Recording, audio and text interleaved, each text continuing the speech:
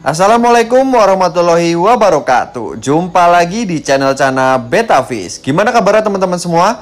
Mudah-mudahan semua dalam kondisi sehat ya. Begitu juga dengan ikan-ikan yang kita pelihara, mudah-mudahan semua dalam kondisi sehat walafiat. Amin ya robbal alamin.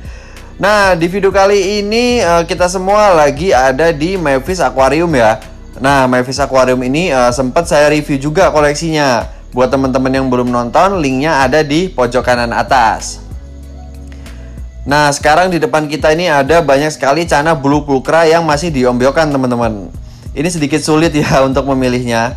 Pulchra yang ada di depan kita sekarang ini size-nya random teman-teman, mulai dari 5 cm sampai 10 cm. Tapi untuk harganya di sini pukul rata ya, yaitu 50.000. Untuk Pulchra yang ada di rumah itu yang sering saya buatkan konten, dulu saya belinya di sini juga teman-teman. Maka dari itu di video kali ini saya mau berbagi tips untuk memilih Cana Pulchra sesuai dengan pengalaman saya. Ada beberapa poin sebelum teman-teman membeli Cana Pulchra pada saat masih diombyokan seperti ini. Beda saat ikan ini sudah ditaruh di single tank yang lebih mudah untuk memilihnya.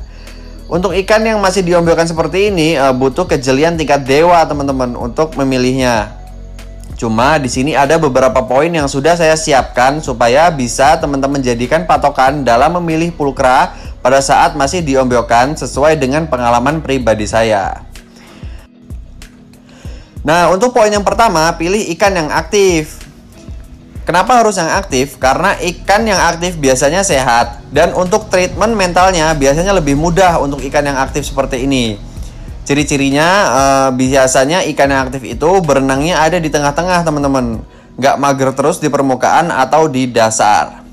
Kayak gini, dia di tengah terus berenangnya. Sesekali dia berenang ke atas untuk mengambil oksigen aja. Untuk ikan yang aktif biasanya kita pakai jari seperti ini, dia nggak takut tapi malah nyamperin. Kalau udah kayak gini, untuk mentalnya itu lebih mudah kita latihnya teman-teman. Walaupun ikan yang mojok atau mager itu ada ciri-ciri yang bagus, tapi saya saranin untuk pilih yang aktif ya, supaya pada saat sampai rumah nanti proses melatih mentalnya jadi lebih mudah. Terus untuk poin yang kedua, pilih ikan yang benar-benar sehat. Ini yang paling penting menurut saya, karena kalau udah sehat biasanya ikan bakal aktif, jadi saling berkaitan ya. Nah, sehat di sini itu pilih ikan yang mulus teman-teman, yang nggak ada luka, berenangnya normal, lurus, nggak kayak keberatan ekor. Terus untuk sirip dan dorsalnya tidak ada yang sobek. Kalau sobek segaris gini masih bisa normal sih teman-teman. Tinggal dikasih cacing, biasanya 2 hari udah nutup lagi. Cuma kalau udah yang kroak seperti ini biasanya agak sulit untuk kembali ke normal lagi teman-teman. Tetap tumbuh, cuma nggak sempurna. Tetap ada bagian yang lego atau nggak simetris nantinya. Jadi pilih yang benar-benar mulus ya teman-teman. Nah, kalau untuk lukanya sendiri seperti ini ya. Luka seperti ini biasanya bakal jadi jamur kalau kita salah dalam penanganannya. Terus kalau udah jadi jamur pada saat masih diombyokan seperti ini nggak menutup kemungkinan bakal nularin juga ke ikan-ikan yang lain. Maka dari itu, pada saat teman-teman membeli Cana ombyokan seperti ini, ada yang kena luka atau jamur, lakukan dulu karantina sebelum masuk ke tank pada Cana yang teman-teman pilih, supaya tidak tertular Cana yang kena jamur. Jadi sangat disarankan untuk pilih Cana yang mulus tanpa luka ya teman-teman. Karena kan kita beli ikan itu pengennya langsung dinikmatin ya, tanpa harus nyembuhin lukanya dulu. Jadi kita tinggal fokus untuk treatmentnya supaya ikannya makin cantik. Cuma kalau nanti ikan teman-teman ada luka, saya juga sudah buatkan videonya ya, cara penanganannya. Linknya ada di pojok kanan atas. Nah, untuk poin yang ketiga yaitu pilih warna ikan yang pekat. Kalau masih baby seperti ini agak sulit memang untuk memilih mana yang bakal memiliki warna yang lebih kontras atau kurang kontras. Karena memang untuk warnanya sendiri belum terlalu keluar ya saat masih baby. Ditambah lagi masih posisi dalam koloni seperti ini.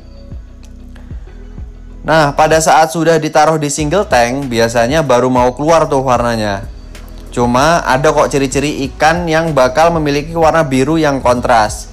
Ciri-cirinya bisa dilihat ya ini. Untuk bagian badannya ada warna yang lebih pekat. Nah, ini bakal jadi warna biru teman-teman. Semakin pekat warna yang ada di bagian ini, semakin kontras warna birunya nanti. Cuma yang perlu digarisbawahi di sini bukan pada saat mode stres ya teman-teman. Kalau pada saat mode stres biasanya ikan bakal mojok dan nggak seaktif ini.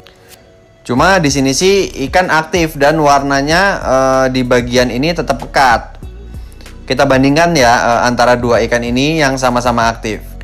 Cuma pada ikan yang di sebelah kiri memiliki bagian yang lebih pekat pada bagian badannya ketimbang ikan yang ada di sebelah kanan. Yang di sebelah kanan tidak sepekat di sebelah kiri. Untuk warna bagian samping hampir sama dengan warna pada bagian atas badannya. Untuk dorsalnya pun sama cara memilih mana yang bakal lebih kontras, mana yang kurang kontras. Untuk yang bakal memiliki warna biru lebih kontras bisa dilihat juga. Yang sebelah kiri memiliki warna yang lebih gelap ketimbang ikan yang di sebelah kanan. Terus lanjut poin yang keempat, yaitu cara memilih bakal calon gondrong. Menurut saya ciri-ciri dorsal pulkra yang bakal gondrong itu bisa dilihat dari dorsalnya itu sendiri ya. Kalau masih diombyokan gini ada kelebihannya malahan kalau untuk membandingkan dorsalnya. Pilih aja yang lebih gondrong dari yang lainnya dan warnanya lebih gelap juga. Dan juga bisa dilihat dari dot atau titik hitam pada dorsalnya. Untuk dot pada dorsal pulkra ini ada yang bisa hilang, ada juga yang permanen ya teman-teman. Untuk dot pada bagian ini biasanya bakal ikut membesar dan lebih pekat juga seiring bertambahnya usia pada ikan. Lain hal dengan dot-dot kecil yang ada di bagian tengah sampai ke belakang. Untuk yang ini lama-lama bakal memudar dan hilang seiring bertambahnya usia ikan. Untuk yang nantinya bakal gondrong biasanya dia memiliki dot yang lebih sedikit teman-teman. Nah seperti ikan saya ini kan dotnya lama-kelamaan hilang yang di bagian tengah sampai ke belakang. Yang bertahan cuma yang di bagian depan ini. Nah, cuma untuk bikin gondrong pada cana pulkra ada cara yang paling ampuh juga teman-teman, yaitu dengan mengatur porsi makan pada ikan. Untuk pemberian pakannya jangan terlalu banyak. Untuk pelet cukup 2 butir aja sehari sekali. Untuk pakan hidupnya cukup seminggu sekali aja. Intinya jangan berlebihan agar ikan nggak gemuk. Karena kalau udah gemuk biasanya ikan bakal susah buat gondrong. Jadi nggak cuma pilih yang bakat gondrong aja ya teman-teman, tapi juga atur porsi makannya juga. Karena bakalan sama aja hasilnya kalau teman-teman pilih pulkra yang gondrong dari baby. Terus untuk pemberian pakannya itu terlalu di-push jadi ikan kegendutan. Sama aja teman-teman, nggak bakal gondrong juga ikannya.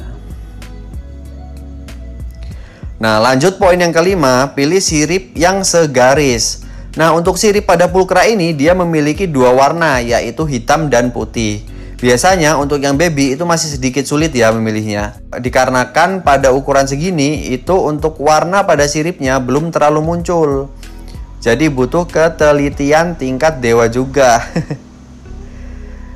Karena untuk sirip ini sendiri itu gen ya teman-teman, atau bawaan dari lahir. Jadi belum ada setahu saya untuk treatment yang bisa meluruskan garis pada sirip cana pulkra. Nah karena saya dulu kurang teliti ya pada saat saya ambil ikan ini, nggak terlalu saya perhatikan siripnya. Alhasil dapat sirip yang warnanya nggak segaris seperti ini teman-teman. Jadi saya baru sadar setelah lama-kelamaan sirip ikan ini warnanya mulai keluar. Cuma walaupun seperti ini tetap saya rawat dengan baik ya teman-teman. Karena pulkra ini adalah pulkra pertama saya yang saya keep. Alhamdulillahnya walaupun siripnya kurang rapih, cuma untuk warna birunya cukup kontras teman-teman.